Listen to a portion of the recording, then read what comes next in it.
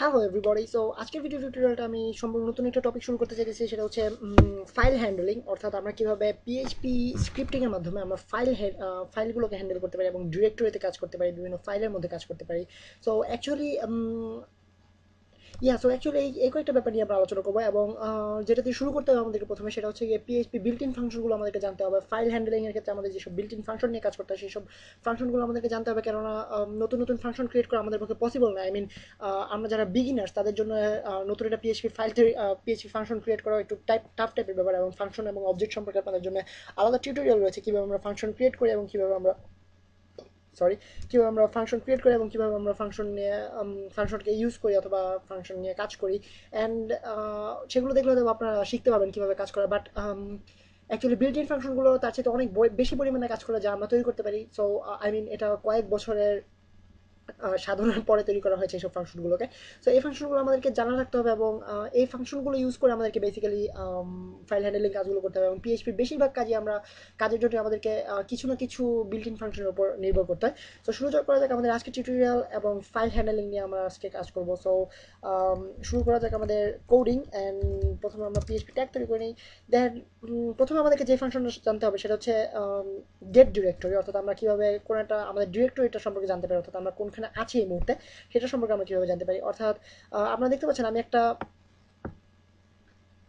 PHP file তৈরি করেছি, যেটা হচ্ছে এক্সাম্প এইচটি ডক্স এর মধ্যে টিউটোরিয়াল ফোল্ডারের ভিতরে রয়েছে, এবং এটার ফাইলটার নাম হচ্ছে ফাইল ডট পিএইচপি। সো এখন আমার কাজ হচ্ছে আমি কীভাবে এটা আমার পজিশনটা এখন কোথায় আছে, এই ফাইলটা কোথায় আছে সেটা কীভাবে জানতে পারি। এটার জন্য একটা ফাংশন রয়েছে, যেটা হচ্ছে আমাদের গেট ডিরেক্টরি নয়, আমাদের লিখতে হবে গেট সিডাব্লিউডি। সো গেট সিডাব্লিউডি বলতে বোঝায় অ্যাকচুয়ালি ডিরেক্টরিটা আমাদের কীভাবে পেতে হবে, এবং সিডাব্লিউডি কী মিন করে আমি নিজেও ঠিক বলতে পারতেছি না। সো আপনাদেরকে জানানো যাচ্ছে না অ্যাকচুয়ালি কী মিন করে। বাট এই ফাংশনটার কাজ হচ্ছে অ্যাকচুয়ালি একটা স্ট্রিং ক্রিয়েট করা, যেটা আমাদেরকে একটা স্ট্রিং জেনারেট করবে, যেটা আমাদেরকে আমাদের বর্তমান পজিশনটা জানাবে, অর্থাৎ এই ফাইলটা কোথায় আছে সেই জায়গাটার নাম জানাবে। তো আমি যদি পেজটাকে রিলোড করি আপনারা দেখতে পাবেন কিছুই হচ্ছে না। বাট কেন হচ্ছে না, কেননা এই ফাংশনটা অ্যাকচুয়ালি একটা স্ট্রিং ক্রিয়েট করে, বাট স্ট্রিংটাকে একো আউট করে না স্ক্রিনে। সো আমরা যেটা করতে পারি সেটা হচ্ছে আমরা যদি জাস্ট সিম্পলি একটা একটা ভ্যারিয়েবলের মধ্যে এটাকে যদি স্টোর করি এবং এই ভ্যারিয়েবলটাকে যদি আমরা স্ক্রিনে প্রিন্ট আউট করি, অর্থাৎ একো আউট করি, সেক্ষেত্রে আমরা হয়তো বা, এবং ওকো নয় একো, সো একো ডিরেক্টরি, এখন আমরা দেখতে পাবো আমাদের স্ক্রিনে আমাদের পুরো নামটা চলে আসছে, অর্থাৎ এক্সাম্প এইচটি ডক্স টিউটোরিয়াল এর ভিতরে আমাদের এই ফাইলটা রয়েছে। সো এখন আমরা যদি ধরা যাক আমরা একটা ফাইল, আমরা একটা নতুন একটা সরি সো আমরা নতুন একটা, অ্যান্ড আপনারা দেখতে পাচ্ছেন এখানে টিউটোরিয়ালের ভিতরে রয়েছে। তো এখন যদি আমরা নতুন একটা ডিরেক্টরি তৈরি করি, যেমন নিউ ডির নামে যদি একটা ডিরেক্টরি তৈরি করি, সো নিউ ডির নামে একটা ডিরেক্টরি তৈরি করলে এবং এটার ভিতরে যদি আমি এই ফাইলটাকে মুভ করি, আর আমি জাস্ট কপি করতে পারি। সো কপি, অ্যান্ড আমি যদি এটার ভিতরে পেস্ট করি, অ্যান্ড এখন যদি আমি এটাকে রান করি আমাদের ব্রাউজারে, অ্যান্ড আমাকে অবশ্যই এইচটিডক্স থেকে চেঞ্জ করে লোকাল হোস্ট লিখতে হবে, এখানে লোকাল হোস্ট, এবং আপনারা দেখতেছেন না নিশ্চয়ই আমাকে লোকাল হোস্ট লিখতে হবে। সো এখন আপনারা দেখতে পাচ্ছেন আমি নতুন আমার পজিশনটা পেয়ে গেছি, অর্থাৎ এক্সাম্প এইচটিডক্স টিউটোরিয়াল নিউ ডি এটা পেয়ে গেছি আমরা। সো এইভাবে আমরা যেখানে রয়েছে সেটা পজিশন জানতে পারি গেট সিডাব্লিউডি এর মাধ্যমে, এই ফাংশনটার মাধ্যমে। অ্যান্ড আরেকটা ব্যাপার, সেটা হচ্ছে আরেকটা ফাংশন আমরা শিখি, অর্থাৎ এই ফাংশনটা আসলে এই পর্যন্তই। অ্যান্ড আরেকটা ফাংশন আমরা শিখতে পারি সেটা হচ্ছে এমকেডি, অর্থাৎ আমরা কীভাবে ডিরেক্টরি ক্রিয়েট করতে পারি, অর্থাৎ নতুন একটা সম্পূর্ণ নতুন একটা ডিরেক্টরি ক্রিয়েট করতে পারি, সেটা হচ্ছে আমাদের এমকেডি। সো এমকেডি হচ্ছে অ্যাকচুয়ালি ইয়া সো এমকেডির ফাংশনটা এইভাবে কাজ করে, মানে এই জিনিসগুলো প্রয়োজনীয়। এমকেডি ফাংশনটা এইভাবে কাজ করে যে এমকেডিআইআর এটা হচ্ছে আমাদের ফাংশনের নেম, অ্যান্ড এমকেডিআর ভিতরে আমরা দুটো প্যারামিটার দিতে পারি। সো বেসিক্যালি দুটো প্যারামিটারের প্রয়োজন পড়ে না, কখন আমরা শুধুমাত্র একটা প্যারামিটার ইউজ করবো। যেসব দুটো প্যারামিটার তখন কাজে লাগে যখন আমরা ইউনিক্স বেসড অথবা উইন্ডোজ বেসড সার্ভারে আমরা কাজ করবো। অর্থাৎ উইন্ডোজ বেসড সার্ভার হলে শুধুমাত্র একটা প্যারামিটার আমরা ইউজ করতে পারবো, আর যদি লিনাক্স অথবা ইউনিক্স বেসড সার্ভার হয় সেক্ষেত্রে আমরা দুটো অথবা তিনটা প্যারামিটার ইউজ করতে পারবো, এবং সেগুলো ডিটারমিন করবে যে আমরা কী ধরনের ডিরেক্টরি খুলতে চাইতেছি, ডিরেক্টরি পারমিশন অথবা ডিরেক্টরি টাইপ মোড এইসব সম্পর্কে, এইসব নিয়ে কাজ করার ক্ষেত্রে ওইসব প্যারামিটারগুলো ইউজ করা হয়। বাট অ্যাকচুয়ালি প্রথমে আমরা শুধুমাত্র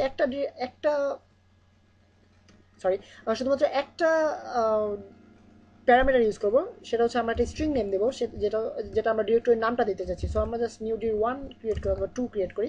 সো নিউ ডির 2 মানে এখন আমরা যদি পেজটাকে রিলোড করি, এটা একটা নতুন ডিরেক্টরি গঠন করবে যেটার নাম হচ্ছে নিউ ডির 2। সো আমরা রিলোড করলে কিছুই হচ্ছে না, পেজটা এমটি। বাট আমরা যদি এখন আমাদের পেজে চলে যাই, আপনারা দেখতে পাবেন এখানে আর একটা নতুন ডিরেক্টরি গঠন হচ্ছে নিউ ডির 2। সো এটা হচ্ছে আমাদের এমকেডি অর্থাৎ মেক ডিরেক্টরি অথবা ক্রিয়েট ডিরেক্টরি। অ্যান্ড আরেকটা এটার জন্য একটা ফাংশন রয়েছে, সেটা হচ্ছে আরএমডি। আরএমডি হচ্ছে রিমুভ ডিরেক্টরি, অর্থাৎ আমরা যদি কোনো ডিরেক্টরি রিমুভ করতে চাই সেক্ষেত্রে আমাদেরকে যেটা ইউজ করতে হবে সেটা হচ্ছে আরএমডি। আরএম হচ্ছে রিমুভ থেকে আরএম। সো এর ভিতরে আমরা লিখবো আমাদের একটা প্যারামিটার পাস করবো, একটা প্যারামিটার হচ্ছে আমাদের নিউ ডির 2। আমরা নিউ ডির 2টাকে রিমুভ করে দিতে চাইতেছি। সো সেভ করে আমি পেজটাকে রিলোড করে আপনারা দেখতে পাচ্ছেন কিছুই হচ্ছে না, বাট অ্যাকচুয়ালি আমার আসল কাজ হয়ে গেছে, অর্থাৎ এখানে ডিরেক্টরিটা রিমুভ হয়ে গেছে। সো এটা হচ্ছে আমাদের ডিরেক্টরি কীভাবে ক্রিয়েট করা এবং ডিরেক্টরি নিয়ে কীভাবে কাজ করে সেটা, এবং ডিরেক্টরি পজিশন কীভাবে পেতে হয়, অর্থাৎ কোন ডিরেক্টরিতে এই ফাইলটা রয়েছে সেটা কীভাবে জানতে হয় সেই সম্পর্কে বেসিক। অ্যান্ড আরেকটা ফাংশন আপনাকে বলা যাক, সেটা হচ্ছে স্ক্যানডির। এটা খুব ইম্পর্টেন্ট একটা ফাংশন এবং এটা অ্যাকচুয়ালি একটা প্যারামিটার গঠন করে। সো স্ক্যানডির কাজ হচ্ছে অ্যাকচুয়ালি একটা অ্যারে গঠন করা, যে অ্যারেতে এই ডিরেক্টরির ভিতরে সবগুলো ফাইলের নেমকে স্টোর করে রাখা। সো আপনারা একটু প্যাচ লাগতে পারে আপনাদের কাছে। সো আমি জাস্ট একটা আপনাদেরকে ডেমো দেখানো যাক। ডিরেক্টরি নামের একটা ভ্যারিয়েবলের মধ্যে আমি যদি স্ক্যান দিই এবং আমি যেই ডিরেক্টরিটাকে স্ক্যান করতে চাইতেছি সেটার নাম যদি লিখে রাখি, সো এই ক্ষেত্রে আমি দুটো ফাংশন ইউজ করতে পারি। একটা হচ্ছে ডি অথবা কারেন্ট ডির, মানে কারেন্ট ডিরেক্টরি। সো কার ডির যদি হয় আমার গেট সিডাব্লিউডি, অতএব এর মাধ্যমে আমি আমার এই বর্তমান ফাইলটার ডিরেক্টরিটা পেলাম যে ডিরেক্টরিতে রয়েছে, এবং ওই ডিরেক্টরিটাকে যদি আমি এখানে পাসিং করি কারডির, সো এখন এই স্ক্যানডি ফাংশনটা যে কাজটা করবে সেটা হচ্ছে এই কারডি, অর্থাৎ আমার এই ফাইলটা যে ডিরেক্টরিতে রয়েছে সেই ডিরেক্টরির সবগুলো ফাইলকে একটা অ্যারেতে স্টোর করবে, সবগুলো ফাইলের নেমকে। সো ওই অ্যারেটাকে যদি আমরা জানি অ্যারে প্রিন্ট আউট করতে হলে কী করতে হয়, সেটা হচ্ছে প্রিন্ট আর ফাংশন ইউজ করতে হয়। অ্যারে প্রিন্ট আর অর্থাৎ শুধু প্রিন্টার, অ্যান্ড আমরা এখানে ইউজ করবো ডিরেক্টরি। এখন যদি আমি পেজটাকে রিলোড করি আপনারা দেখতে পাবেন আমি সবগুলো নাম পেয়ে গেছি, অর্থাৎ আমাদের এখানে নিউ ডি নামের একটা ডিরেক্টরি রয়েছে এবং ফাইল পিএইচপি নামে একটা ফাইল রয়েছে, এবং আপনারা দেখতে পাচ্ছেন দুটো ডট এবং একটা ডট রয়েছে। দুটো ডট এবং একটা ডট অ্যাকচুয়ালি প্যারেন্ট ডিরেক্টরি বোঝায়, অর্থাৎ আমাদের প্যারেন্ট ডিরেক্টরি এবং প্যারেন্ট ডিরেক্টরির ভিতরে যেই পজিশনটা এটা বোঝা হচ্ছে দুটো ডট দ্বারা। সো এটা হচ্ছে আমাদের স্ক্যানডির ফাংশন, এবং স্ক্যানডির মাধ্যমে কীভাবে আমরা অ্যারেতে স্টোর করি সেটা আমরা দেখালাম এই মাত্র। অ্যান্ড আরেকটা জিনিস আপনাদেরকে দেখানো যাক, সেটা হচ্ছে হ্যাঁ ছোট্ট একটা ফাংশন, সেটা হচ্ছে কপি। সো কপি ফাংশনটা এইভাবে কাজ করে। কপি কপি ফাংশনটার কাজ হচ্ছে কোনো একটা ফাইলকে কপি করে অর্থাৎ নতুন একটা কপি তৈরি করা। সো কপি তৈরি করার ক্ষেত্রে আমরা এখানে আমরা দুটো প্যারামিটার ইউজ করতে হবে আমাদেরকে। একটা হচ্ছে আমাদের যে ফাইলটাকে আমরা কপি করতে চাইতেছি, সরি অ্যাকচুয়ালি সম্ভবত আমরা আমরা দুটো প্যারামিটার ইউজ করবো। একটা হচ্ছে আমাদের যে ফাইলটা আমরা কপি করতে চাইতেছি, এবং একটা হচ্ছে আমরা যেখানে পেস্ট করতে চাইতেছি, অর্থাৎ আপনাদেরকে দেখানো যাক। সিম্পলি আমরা কপি করতে চাইতেছি ফাইল ডট পিএইচপি, এটাকে কপি করতে চাইতেছি, অ্যান্ড আমরা পেস্ট করতে চাইতেছি যেখানে, সেটা পেস্ট করলে আমরা যেখানে যে নামে আমরা সেভ করতে চাইতেছি, অর্থাৎ নতুন যেই কপি ফাইলটা আমরা তৈরি করবো সেটাকে আমরা কী নামে সেভ করতে চাইতেছি। সো আমরা ফাইল 1 ক্রিয়েট করতে পারি, ফাইল 1 ডট পিএইচপি। সো এখন যদি আমি পেজটাকে রিলোড করি, আশা করি কাজ হওয়ার কথা। অ্যান্ড ব্ল্যাঙ্ক আসলো পেজটা, বাট আমরা যদি আমাদের ডিরেক্টরিতে যাই সেক্ষেত্রে আপনারা দেখতে পাবেন ফাইল 1 নামের একটা পিএইচপি ফাইল তৈরি হয়ে গেছে, এবং দুটো একই জিনিস, কারণ আমরা কপি করেছিলাম। সো দুটোর একই ব্যাপার থাকবে দুটোর মধ্যে, পিএইচপি এবং কপি এবং copy.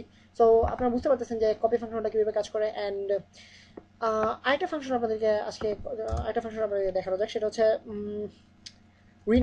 Rename function. And rename ফাংশনের কাজ হচ্ছে অ্যাকচুয়ালি আমাদের যে কোনো একটা ফাইলকে রিনেম করা। অ্যাকচুয়ালি রিনেম ফাংশনের মাধ্যমে আমরা ফাইলকে মুভও করতে পারি, যেমন ধরা যাক file dot PHP, sorry hyphen PHP না, ডট পিএইচপি।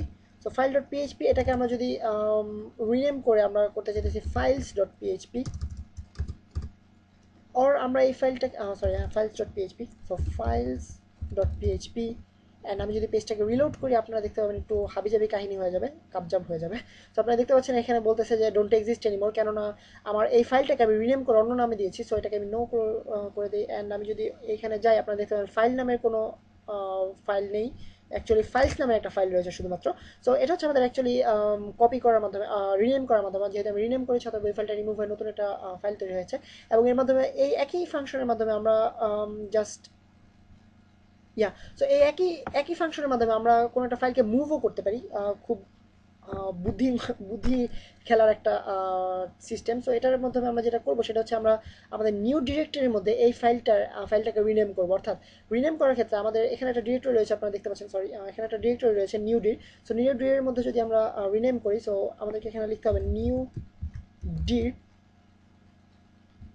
সো একটা স্ল্যাশ এন, আমি যদি এখানে ফাইলস ডট পিএইচপিকে একটা new D slash files dot PHP এই রিনেম, এইভাবে যদি রিনেম করি অ্যান্ড সেভ করি অ্যান্ড রিলোড করি পেজটাকে, আপনারা দেখতে পাবেন অ্যাকচুয়ালি আমাকে ফাইলস লিখতে হবে। আপনারা দেখতে পাচ্ছেন এখানে ফাইল লেখা রয়েছে, সো এখানে আমার ফাইলস লিখতে হবে অ্যান্ড আমি যদি গো করি অ্যান্ড কিছুই হয়নি, বাট আমি যদি আমার ডিরেক্টরিতে যাই আপনারা দেখতে পাবেন এখানে নিউ ডি এর ভিতরে ফাইলস জিনিসটা কপি হয়ে গেছে, ফাইলস নামের একটা নতুন ফাইল কপি হয়ে গেছে। সো এটা হচ্ছে আমাদের অ্যাকচুয়ালি আজকের ভিডিও টিউটোরিয়ালটা, এবং এই কয়েকটা ব্যাপার নিয়ে আপনাদের সাথে কথা বলার ছিল, এবং আরও কিছু এক্সট্রা ফাংশনস রয়েছে ফাইল হ্যান্ডেলিং এর ক্ষেত্রে, সেই ফাংশনগুলো নিয়ে আপনার সাথে পরবর্তী টিউটোরিয়ালগুলোতে কথা হবে। সো নেক্সট টিউটোরিয়াল আপনার সাথে আবার দেখা হবে। সে পর্যন্ত সাইন অফ করতেছি আমি ফয়সাল আহমেদ ফ্রম